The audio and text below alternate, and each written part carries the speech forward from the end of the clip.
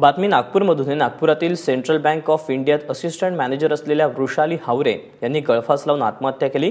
वृषालीच्या आत्महत्येला सासरची मंडळी जबाबदार असल्याचा आरोप करत तिच्या माहेरच्यांनी गुन्हा दाखल केला। मूळची अमरावतीची असलेली वृषाली लग्नानंतर नागपुरात राहत होती।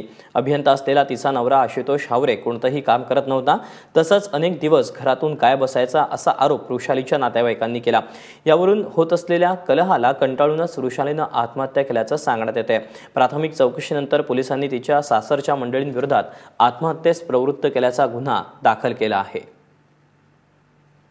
रात्री 10:15 ते काल सकाळी 8:30च्या दरम्यान या वेळेच्या मध्ये त्यांनी आत्महत्या केली घरामध्ये।